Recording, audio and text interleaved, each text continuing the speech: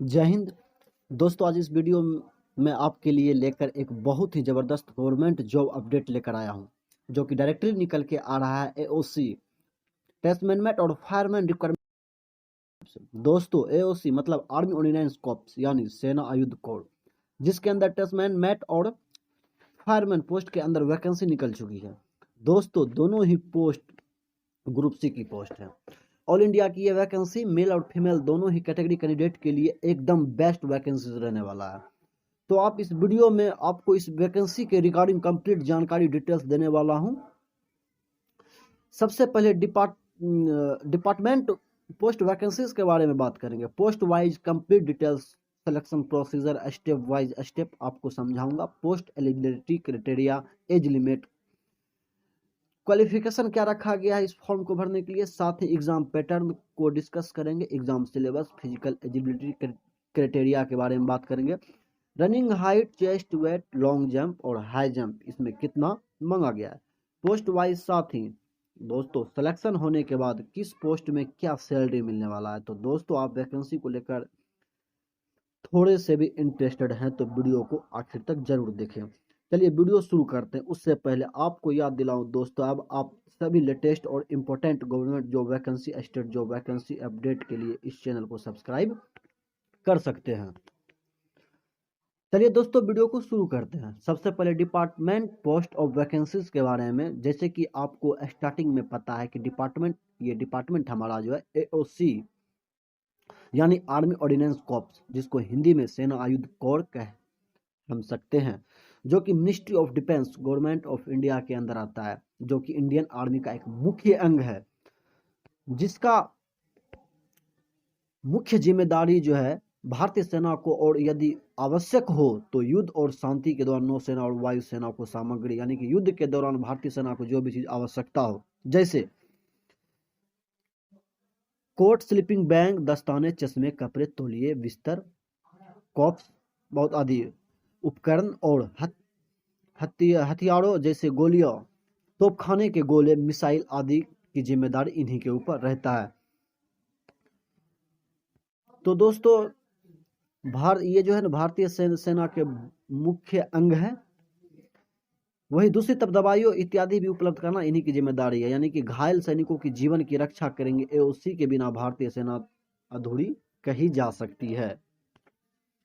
तो दोस्तों, army ordinance corps तो आप समझ ही गए होंगे एओसी क्या होता है और इनका क्या काम होता है। तो फाइनली बात कर लेते हैं पोस्ट ऑफ वैकेंसीज के बारे में। दोस्तों, हाल ही में एओसी के अंदर दो डिफरेंट के ऊपर टोटल नंबर ऑफ वैकेंसी 1793 निकली हुई है, जिसमें एक पोस्ट है हमारे टेस्टमेंट जिसके ऊपर टोटल नंबर ऑफ वैकेंसी 1249 है। दूसरी पोस्ट हमारी फायरमैन की है, जिसके ऊपर टोटल नंबर ऑफ वैकेंसी 544 रखी गई है।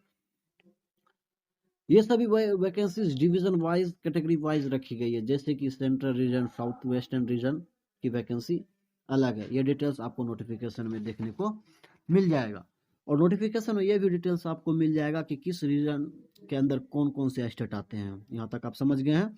अब फाइनली बात कर लेते हैं इस फॉर्म की ऑनलाइन अप्लाई कब से होने वाला है। दोस्तों, इस फॉर्म की अप्लाई 6 फरवरी 2023 से होने वाला है। फॉर्म की लास्ट डेट 26 फरवरी 2023 रहने वाला है।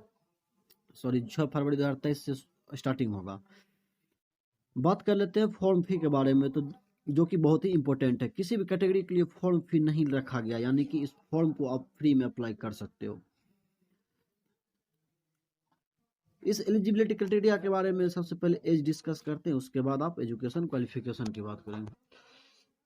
एज डिस्कस करेंगे, उसके बाद एजुकेशन क्वालिफिकेशन हम लोग देखेंगे। जनरल वालों की बात करें तो आयु सीमा 18 वर्ष न्यूनतम और अधिकतम 25 वर्ष रखी गई है। ये आयु सीमा दोनों ही पोस्ट के लिए रखी गई है, जो कि आयु की गणना वो फॉर्म के लास्ट डेट मतलब 26 फरवरी 2023 तक कैलकुलेट होने वाला है। ओबीसी, एसटी या फिर बाकी के जो रिजर्व कैटेगरी है, उनको एज के अंदर छूट देखने को मिल जाएगा। ओबीसी वालों के लिए 3 साल की छूट मिलता है और एससी एसटी वालों के लिए 5 साल की एज में छूट देखने को मिलेगा। फाइनली बात करते हैं एजुकेशन क्वालिफिकेशन के बारे में। तो दोस्तों, दोनों ही पोस्ट के लिए एजुकेशन क्वालिफिकेशन की अगर बात की जाए तो वो 10th पास किया गया है। तो दोनों ही फॉर्म को अप्लाई कर सकते हैं, यानी कि जो 10th पास है, इस दोनों ही फॉर्म को टेस्टमेंट के लिए भी फॉर्म भर सकते हैं और फायरमैन पोस्ट के लिए भी ये फॉर्म को अप्लाई कर सकते हैं। देखिए दोस्तों, फायरमैन की पोस्ट थोड़ी हाई रैंक की पोस्ट है। ट्रेसमैन की सैलरी की तुलना में वो में आपको इस बारे में आगे बताएंगे। यहाँ तक आप समझ गए। फाइनली बात कर लेते हैं इनकी सिलेक्शन प्रोसेस के बारे में। यानी जब आप इनमें किसी भी फॉर्म को इनमें से किसी भी फॉर्म की अप्लाई करते हैं तो आपको सिलेक्शन तक आप किस किस स्टेज से होकर गुजरना पड़ेगा। तो स्टेप 1 में फिजिकल टेस्ट होने वाला है, जिसमें फिजिकल एंड्योरेंस टेस्ट होगा, साथ ही फिजिकल मेजरमेंट टेस्ट होगा, जो कि आपको डिटेल्स में बताऊंगा। सेकेंड स्टेप में आप रिटन एग्जाम होने वाला है, जो कि ऑब्जेक्टिव टाइप का क्वेश्चन पेपर रहेगा।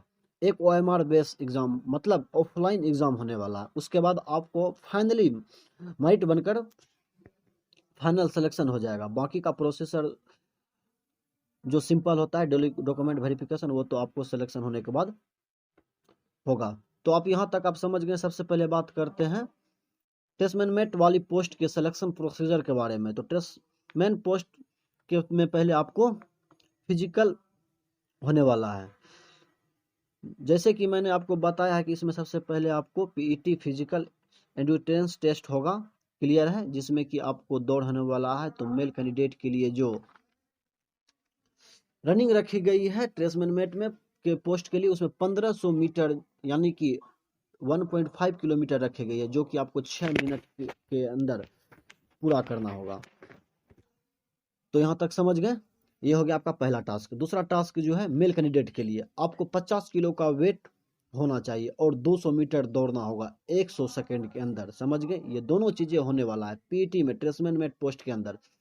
फीमेल कैंडिडेट की बात करें तो यहाँ 1.5 किलोमीटर जो है, यानी कि 1.5 किलोमीटर 8.26 सेकंड में पूरा करना होगा। और फीमेल कैंडिडेट के लिए सेकंड टास्क जो है 50 किलो वेट होना चाहिए, 50 किलो वेट कैरी करना होगा और 200 मीटर दौड़ 3 मिनट 45 सेकंड में पूरा करना होगा। ये फीमेल कैंडिडेट के लिए रहेगा। यहाँ तक तो समझ गए होंगे दोस्तों। ये पहला स्टेज में आपका PET रखा गया है, physical measurement test. Tradesman met में नहीं रखा गया, यानी कि फिजिकल मेजरमेंट टेस्ट जो है सिर्फ फायरमैन में ही होगा, ट्रेसमैन मेट में बिल्कुल नहीं होगा। ये सिर्फ आपको क्वालिफाई करना है, यानी कि फिजिकल जो सिर्फ क्वालिफाई करना है, इसका कोई एक्स्ट्रा एडिशनल मार्क्स नहीं दिया जाएगा। अब बात कर लेते हैं फायरमैन पोस्ट जो है। PMT यानी फिजिकल मेजरमेंट टेस्ट होगा। उसके बाद फिजिकल एंड्योरेंस टेस्ट। जैसे कि मैंने आपको बताया फायरमैन की पोस्ट थोड़ी सी हायर पोस्ट है, इसलिए इसमें एलिजिबिलिटी क्राइटेरिया थोड़ा सा एक्स्ट्रा बढ़ा दिया है। फायरमैन पोस्ट में जो है, इसमें OBC SC ST EWS general वालों के लिए हाइट जो है 65 सेंटीमीटर रखी गई है। तो ST कैटेगरी वालों के लिए 2.5 सेंटीमीटर रिलैक्सेशन मिलने वाला हाइट में। मेल कैंडिडेट के लिए जो चेस्ट रखी गई है उसमें फायरमैन पोस्ट के लिए वो 81.5 सेंटीमीटर रखी गई है। विदाउट एक्सपेंशन, और एक्सपेंशन के बाद, फुलाने के बाद आपको, यानी फुलाने के बाद चेस्ट 85 सेंटीमीटर होनी चाहिए। वहीं पर आपको वेट भी मेजर होगा, जो कि मिनिमम 50 kg वेट होना चाहिए। तो दोस्तों, फायरमैन पोस्ट पे आप सिलेक्शन लेना चाहते हैं तो आपका वेट 50 kg तो होना ही चाहिए। वहीं पर फायरमैन वालों पोस्ट फीमेल कैंडिडेट के लिए कोई भी PST यानी फिजिकल स्टैंडर्ड टेस्ट या PMT फिजिकल मैनेजमेंट टेस्ट नहीं रखा गया है। बात कर लेते हैं फायरमैन पोस्ट के PET फिजिकल एंड्योरेंस टेस्ट के बारे में, जिसमें मेल कैंडिडेट के लिए जो रनिंग रखा गया है, वो पहला टास्क जो है जो 1600 मीटर आपका 6 मिनट में पूरा करना है। वहीं पर यदि फायरमैन पोस्ट में फीमेल कैंडिडेट की बात करें तो रनिंग जो है वो 1600 मीटर 8 मिनट 26 सेकंड में पूरा करना है। एक और टास्क जो है मेल कैंडिडेट के लिए रखा गया है, जो कि 63.5 किलो वेट कैरी करना होगा। इसके लिए आपको 183 मीटर दौड़ना होगा 96 सेकंड के अंदर। वही मेल कैंडिडेट के लिए ये प्रोसेस है। थर्ड टास्क जो है रखा गया वो 2.7 मीटर का जो एक थोड़ा सा गड्ढा कर दिया जाएगा, वो जिसकी लंबाई जो 2.7 मीटर होगा, और इस पे आपको लॉन्ग जंप करना होगा, यानी कि हल्का सा कर दिया जाएगा, उस पर सिर्फ आपको लॉन्ग जंप करना होगा। चौथा और अंतिम टास्क जो है वो मेल कैंडिडेट के लिए रखा गया है 3 मीटर का आपको रस्सी के ऊपर चढ़ना होगा, यानी 3 मीटर की लंबाई रस्सी होगी, उसके ऊपर हाथ और पैरों की सहायता से आपको ऊपर चढ़ना होगा। तो यहाँ तक आप समझ गए दोस्तों कि प्रक्रिया क्वालिफाई नेचर, जिसमें कि आपको कोई भी एक्स्ट्रा एडिशनल मार्क्स नहीं दिया जाएगा, यानी फिजिकल में जो है ना कोई भी, जिस फिजिकल में कोई भी नंबर का प्रावधान कुछ भी नहीं है। जैसे कि आप फिजिकल क्वालिफाई कर लेते हैं, उसके बाद आपको सेकंड स्टेप मतलब आपको एग्जाम के लिए बुलाया जाएगा, जो OMR बेस यानी ऑफलाइन रहने वाला है, और objective type paper question paper का रहने वाला है। दोस्तों इसका एग्जाम टोटल 4 सेक्शन के अंदर डिवाइडेड है, मतलब डिफरेंट विषय से क्वेश्चन पेपर पूछे जाएंगे। फर्स्ट पेपर जो है जनरल इंटेलिजेंस रीजनिंग रहेगा, जिसमें टोटल 50 नंबर आएंगे 50 क्वेश्चन के लिए, जिसमें कि 1 मार्क्स दिया जाएगा, इसलिए सेक्शन जो है आपको 50 मार्क्स का ही रहेगा। सेकंड विषय में जो है न्यूमेरिकल एप्टीट्यूड का, जिससे टोटल 25 क्वेश्चन 25 मार्क्स के ये सेक्शन रहने वाला है। थर्ड सेक्शन यानी कि थर्ड विषय जो है जनरल इंग्लिश का होने वाला है, जो कि 50 क्वेश्चन 50 मार्क्स का होने वाला है। चौथा विषय जो है जनरल अवेयरनेस का रहेगा, इसमें 50 क्वेश्चन 50 मार्क्स का रहने वाला है। यहाँ तक तो आप समझ गए होंगे दोस्तों कि इसका जनरल रीजनिंग, इसका मतलब जो है जनरल रीजनिंग अवेयरनेस, ये दोनों जो है 50 मार्क्स का रहने वाला है, वही जबकि न्यूमेरिकल एप्टीट्यूड और जनरल इंग्लिश 25-25 मार्क्स का होने वाला है। इसी के बेस पर आपका एग्जाम टोटल होगा, एग्जाम का टोटल मार्किंग 125 नंबर का होगा, 2 घंटे का आपको समय दिया जाएगा। सबसे बड़ी बात एग्जाम में निगेटिव मार्किंग है, निगेटिव मार्किंग जो है 0.25 रहने वाला, यानी 4 क्वेश्चन गलत होने पर आपका 1 नंबर काट लिया जाएगा। अब फाइनली बात कर लेते हैं फाइनल सिलेक्शन किस बेसिस पर होगा। दोस्तों एग्जाम होने के बाद फाइनल मेरिट बनेगा और फाइनल कट ऑफ बनेगा, यानी जो कि केवल एग्जाम के बेसिस पर ही रहेगा। अब आपका एग्जाम जो होगा वो 150 का था, तो एक फाइनल कट ऑफ 150 नंबर पे बनेगा, और कट ऑफ आपके कैटेगरी वाइज रहेगा, पोस्ट वाइज रहेगा, यानी ये कट ऑफ आपका रीजन वाइज भी रहने वाला है। साउथर्न रेलवे रीजन जो है आपको बताए शुरू में, आप देख लीजिएगा इस नोटिफिकेशन में। यदि आप उस कट ऑफ को क्वालिफाई कर लेते हैं तो फाइनली आपका सिलेक्शन हो जाएगा। जिस पोस्ट के लिए आपने फॉर्म को अप्लाई किया, ट्रेड्समैन मेट या फायरमैन पोस्ट की सिलेक्शन आपका हो जाएगा। इसका सिलेक्शन प्रोसेस बहुत ही सिंपल होने वाला। अब बात कर लेते हैं सिलेक्शन होने के बाद इन पोस्ट पर जाने के बाद आपकी सैलरी क्या होने वाली है। देखिए दोस्तों, ट्रेड्समैन मेट की जो पोस्ट है, इस पोस्ट के लिए आपके ऊपर जो है इनिशियल सैलरी जो है वो 30,000, यानी कि न्यूनतम 30,000 और अधिकतम जो है 68,000 रहने वाला है, विदाउट एक्स्ट्रा एलिवेंसेस, विदाउट रहने वाला है। इसमें कोई भी एक्स्ट्रा इसमें अभी इंक्रीमेंट नहीं देखने के लिए मिलेगा सैलरी में। वो आप काम करते रहोगे तो हर साल सैलरी में इंक्रीमेंट देखने को मिलता रहेगा। सैलरी नोटिफिकेशन में लिखित दिखाई दे रहा होगा, वो बेसिक सैलरी है। उस सैलरी में आपको कुछ एक्स्ट्रा एडिशनल अवेलेंसेस मिलने वाला है। फायरमैन पोस्ट सैलरी की बात करें तो 32,000 फाइनल सैलरी, 32,000 न्यूनतम सैलरी, और फाइनली सैलरी जो 75,000 हो जाएगा। तो दोस्त अब बात कर लेते हैं जॉब लोकेशन के बारे में। तो आपका फाइनली मेरिट में सिलेक्शन हो जाने के बाद आपको प्रेफरेंस मांगा जाएगा, जहां पर आप अपने अकॉर्डिंग जॉब लोकेशन दे सकते हैं। जहां पर AOC के सेंटर है वहां पर आप अपने लोकेशन सेट कर सकते हैं।